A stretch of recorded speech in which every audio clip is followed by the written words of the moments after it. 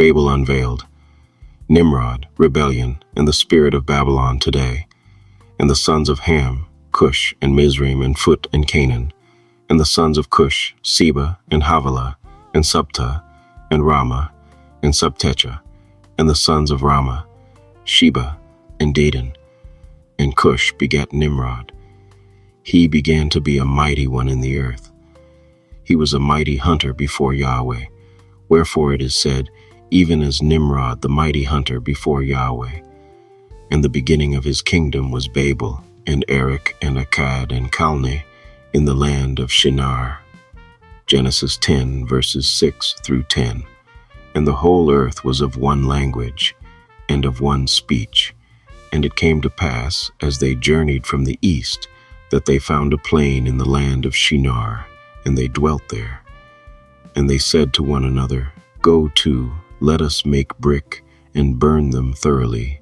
And they had brick for stone, and slime had they for mortar.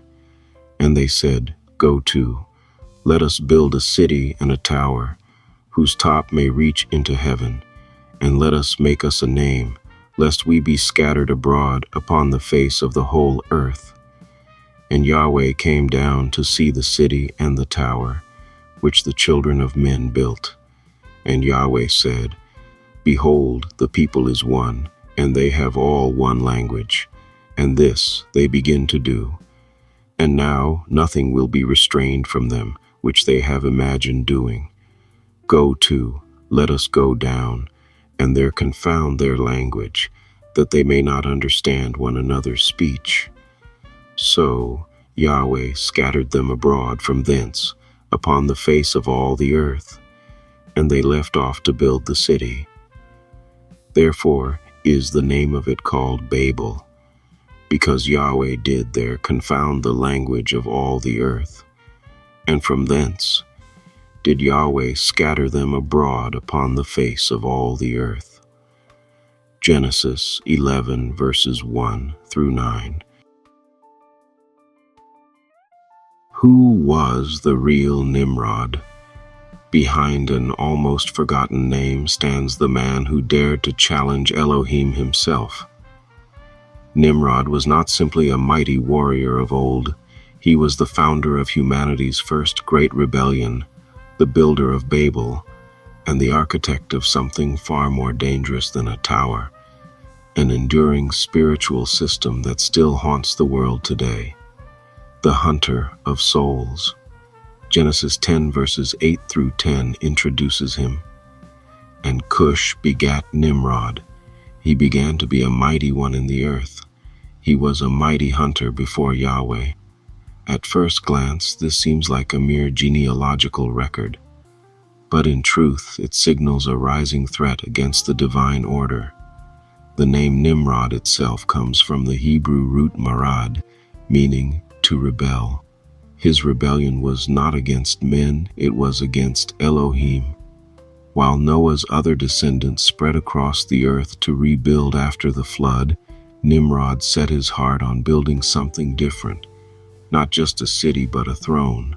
Not a literal seat of power, but a centralized system of human authority designed to replace the governance of heaven. A lineage of knowledge and defiance. Nimrod was the son of Cush, grandson of Ham, the same Ham who dishonored Noah, and great-grandson of Noah, the righteous preacher who walked with Elohim. One would expect such a lineage, so close to divine intervention, to revere the Most High. Yet Nimrod emerged as the very symbol of organized rebellion. Genesis tells us, the beginning of his kingdom was Babel. This is more than geography. Babel, later Babylon, became the seed of an empire of spiritual opposition. Under Nimrod, cities like Erech, Akkad, and Calneh arose in Shinar, staging grounds for humanity's defiance against heaven.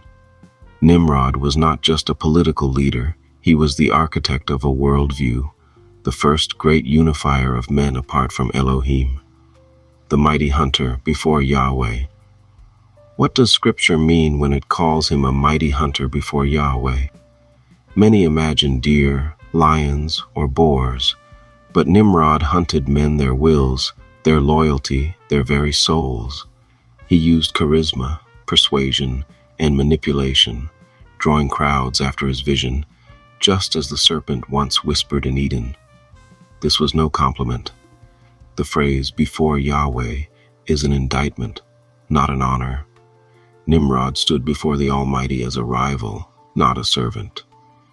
He became the first great soul hunter, gathering multitudes with promises of unity, safety, and progress, but always in defiance of heaven. Babel, the beating heart of rebellion. Genesis 11 brings us to the climax of Nimrod's plan. Let us build us a city and a tower, whose top may reach unto heaven, and let us make us a name. This was not an architectural project. It was an ideological manifesto. Humanity, united under Nimrod, sought to build a civilization without Elohim. At its core, Babel was a monument to human pride. It declared, "We do not need Elohim. We will reach heaven with our own hands." Towers are built to be seen, to dominate the horizon, to remind the world who holds authority. Spiritually, Babel was an attempt to enthrone man where Elohim alone reigns. But Elohim's response was decisive. "Let us go down and confound their language." One tongue became many. Unity without Elohim was broken at its root. The unfinished tower stood as a permanent reminder that no rebellion against the Most High can succeed. Nimrod's legacy, the spirit of Babylon. Though Babel fell, Nimrod's system did not vanish. It transformed, reappearing in empires, religions, and governments that exalt man while rejecting Elohim. This is why Revelation 17 speaks of Mystery Babylon, the same spirit that began in Shinar. Nimrod was its founder, the first draft of an antichrist system that seduces with promises of unity, progress, and power. His legacy is not just history, it is prophecy. Every empire that lifts its fist against heaven repeats Nimrod's pattern. Every ideology that says, "We can save ourselves without Elohim," is another Tower of Babel. The eternal warning: Nimrod fell not by human hands, but by the direct intervention of the Creator. His empire crumbled in confusion and dispersion. The lesson endures. No system built on human pride and the exclusion of Elohim can last. The spirit of Nimrod still works today, erecting towers in politics, culture, and even hearts. But the judgment of Yahweh is the same. He comes down, he sees, he scatters. Every tower of rebellion will fall. The question is not whether Nimrod's legacy lives on, it does. The real question is, are we still building our own towers today? Poem titled Nimrod, the Hunter of Souls. From Cush he came, a shadowed name, a mighty one who sought his fame. Not with the bow, nor with the spear, but hearts of men he drew near. Come, let us rise, let us ascend. A tower of stone our hands will bend. Let us make a name exalted high. Reach to the heavens, touch the sky. But Elohim looked. His gaze was stern at Babel's pride, the souls that yearned. Not for his throne, not for his ways, but crowns of men and fleeting praise. O Nimrod hunter, fierce and sly, before Yahweh you dared to vie. Not beasts you caught, but wills of men, a net of lies, a serpent's den. The nations gathered, one in voice, unity born of man's own choice. Yet heaven spoke, this shall not stand, scatter their tongues across the land. The tower fell, the dream undone, the curse of Babel had begun. Yet still today your spirit roams, in kingdoms vast, in human thrones. O soul's deceiver, ancient flame, your legacy bears Babylon's name. But towers fall and idols break. When Yahweh rises, earth will shake. So hear the warning, loud and clear. The hunter's net is always near. Build not with pride what cannot stay. Seek Yahweh's path, the narrow way. Sermon titled, Nimrod, the Hunter of Souls and the Spirit of Babel, Family of Yahweh. Today we go back to the days after the flood when the world was new and men had the chance to start fresh under the mercy of Elohim. Yet into that world rose a man whose name still echoes through Scripture, Nimrod. He was not merely a king, not merely a builder of cities. He was the first man in history to organize humanity in open defiance of heaven. His Tower of Babel was not just a monument of bricks, it was the spiritual blueprint for every system of rebellion that would follow. Nimrod was more than a hunter of beasts, he was the hunter of souls. Point 1. The meaning of his name, rebellion against Elohim. The Hebrew root of Nimrod's name, Marad, means to rebel. His rebellion was not against men, but against the Creator. While Noah's other descendants spread across the earth in obedience to Elohim's command, Genesis 9 verse 1, Nimrod gathered men into cities to build a throne of human power. When we build apart from Yahweh, even our greatest projects become monuments of pride. Point 2. Nimrod, the hunter of souls. Genesis calls him a mighty hunter before Yahweh. This is not a compliment, it is an indictment. Nimrod did not hunt deer or lions. He hunted men's hearts, their wills, their allegiance. He used charisma, persuasion, and manipulation to gather followers. Like the serpent in Eden, his weapon was influence.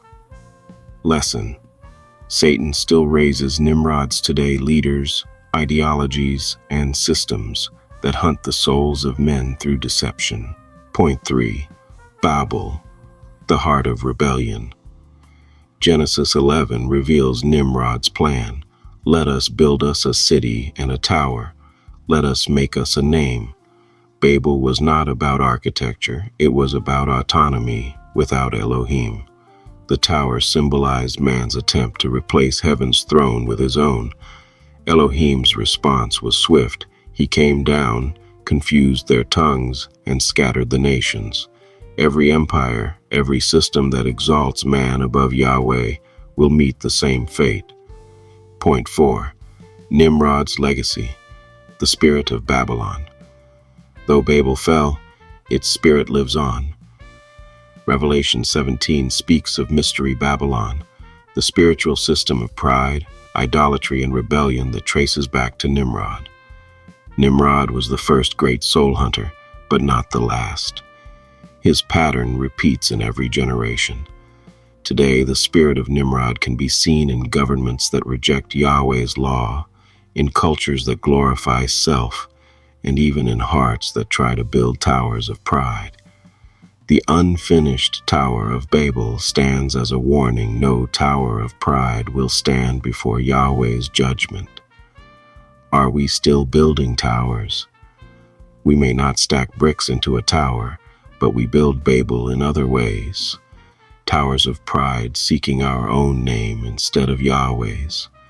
Towers of trust in money, systems, or governments instead of His word. Towers of compromise, unity without truth. Whose tower are you building? Nimrod's or Yahweh's kingdom? Conclusion: Nimrod's story ends in confusion, scattering, and judgment. But Yahweh has given us another way, the way of Yeshua, who said in John 14 verse 6, I am the way, the truth, and the life. No man cometh unto the Father, but by me. Where Nimrod said, let us make us a name, Yeshua said, I have manifested your name unto the men which you gave me. John 17 verse 6. Where Nimrod hunted souls to enslave them, Yeshua seeks souls to save them. So I ask you today, are you caught in Nimrod's net, living for pride and self? Or are you building your life on the rock of Yahweh's word? The spirit of Nimrod still builds towers, but the spirit of Yahweh still breaks chains. Choose this day whom you will serve. My prayer, deliver us from the spirit of Nimrod. Heavenly Father, Yahweh Most High, we come before you in humility, acknowledging that you alone are the King of Kings and Yahweh of Masters. From the beginning, you commanded mankind to walk in obedience, to spread across the earth, and to glorify your holy name. Yet like Nimrod, too often we have sought to build our own towers, to exalt our own names, and to establish kingdoms without you. Forgive us, Father. We confess that the spirit of Nimrod still whispers today, calling us to pride, to unity without truth, to trust in human power instead of your word. Guard us from this rebellion. Keep us from building Babels in our hearts, our homes, and our communities. Yahweh, where Nimrod hunted the souls of men, let Yeshua, our Savior, hunt us with mercy and gather us with love. Where Babel brought confusion, let your Spirit bring clarity and truth. Where Babylon deceives with idolatry, let your kingdom shine with righteousness. Break every tower of pride within us. Scatter every thought that rises against your authority. Root out rebellion and plant obedience, so that our lives may glorify your name alone. We thank you for Yeshua, the true Redeemer, who did not seek to make himself a name apart from you, but revealed your name to all who believe. Through him, we find life, unity, and salvation. Father, may we be builders of your kingdom, not of Babel. May our voices speak not confusion, but truth. May our hearts chase not after Nimrod's rebellion, but after Yeshua's righteousness. We surrender to you now, Yahweh. Reign over us. Rule within us. Protect us from the snares of the hunter of souls, and lead us into the everlasting kingdom of your Son. In Yeshua's mighty name we pray. Amen.